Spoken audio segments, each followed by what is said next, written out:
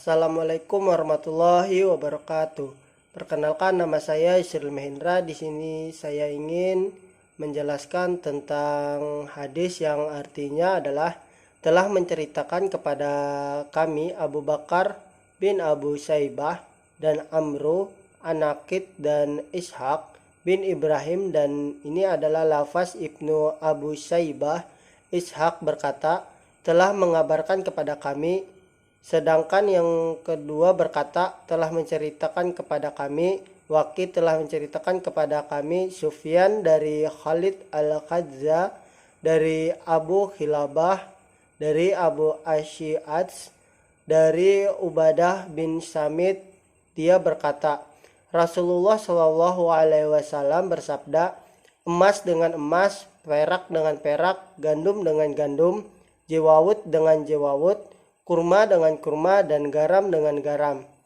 Tidak mengapa jika dengan takaran yang sama dan sama berat serta tunai. Jika jenisnya berbeda, maka jualah sesuka hatimu, asalkan dengan tunai dan langsung serah terimanya. Hadis riwayat Muslim.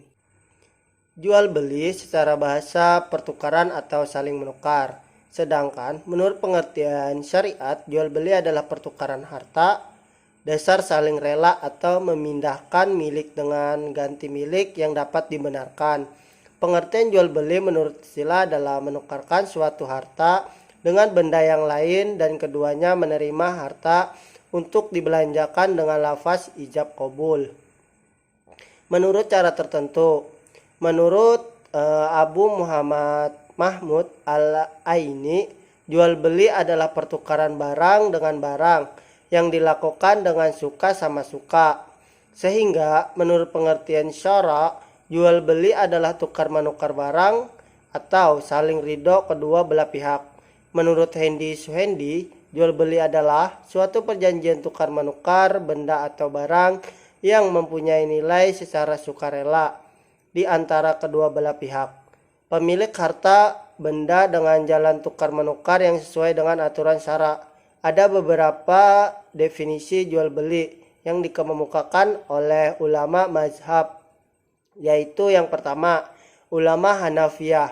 Jual beli adalah menukar harta dengan harta melalui tata cara tertentu atau mempertukarkan sesuatu yang disenangi yang dapat dipahami oleh si penjual dan si pembeli.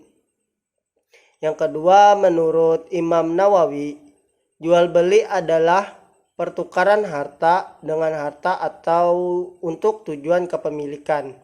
Yang ketiga, yaitu Ibnu Qudamah, jual beli adalah mempertukarkan harta dengan tujuan pemilikan dan penyerahan milik. Dalam jual beli ada istilah barter, yaitu pertukaran benda dengan benda. Misalnya, emas ditukarkan emas, perak ditukar dengan perak, gandum ditukar dengan gandum. Syair sejenis seperti gandum, makanan pokok orang Arab, ditukar dengan syair juga. Kurma ditukar dengan kurma juga, dan garam ditukar dengan garam, dengan sepandan dengan syariat sama dan kontan. Misalnya emas 1 gram, maka ditukarkan harus sama 1 gram dengan syarat kontan dan harus diberhadapkan atau bertemu secara langsung dengan takarannya, dan takarannya pun harus sama. Jika kita meminjam 1 gram, harus dibayar dengan 1 gram. Tidak boleh kurang dan tidak juga boleh lebih. Jika kita memberikan kurang atau lebih dari 1 gram, maka itu termasuk dalam riba fadl. Namun seiringnya waktu berjalan jual barter ini semakin hari semakin berkurang yang dilakukan oleh orang. Selain jual beli barter, ada juga jual beli dilarang tapi sering dilakukan oleh orang-orang awam seperti beli izon. Dalam bahasa Arab itu dinamakan mukhadlaroh, memperjualbelikan buah-buahan atau biji-bijian yang masih hijau. Dalam buku lain dinamakan al-muhaqalah, yaitu jual hasil pertanian sebelum tampak atau menjualnya ketika masih kecil. Dalam riwayat At-Tawawi, muqaddarah adalah tidak boleh membeli buah-buahan dan biji-bijian sebelum ada perubahan, yaitu seperti kemerah-merahan atau disebut juga sudah masak. Maksudnya jual beli ini dilarang karena belum tahu kejelasan barang yang akan diperjualbelikan, yang memungkinkan kerugian kedua belah pihak.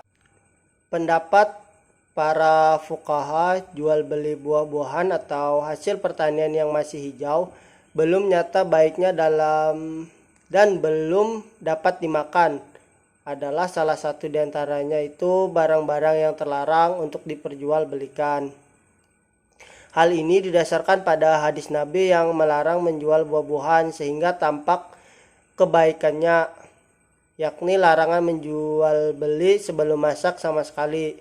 Maka fuqaha amshar mempersilahkannya. Kebanyakan fuqaha berpendapat bahwa makna larangan tersebut adalah menjualnya dengan syarat tetap di pohon hingga buah tersebut masak. Pendapat Malikiyah, Syafi'iyah, dan Hanabilah berpendapat jika buah tersebut belum layak dipetik, maka disyaratkan harus segera dipetik sah. Karena menurut mereka sesungguhnya yang menjadi halangan keabsahan adalah gugurnya buah atau ada serangan hama. Khawatiran seperti ini tidak terjadi bila langsung dipetik, sedangkan jual beli yang belum pantas masih hijau secara mutlak tanpa ada persyaratan apapun adalah batal. Mungkin itu yang bisa saya sampaikan dan saya jelaskan. Kurang lebihnya saya mohon maaf. Wassalamualaikum warahmatullahi wabarakatuh.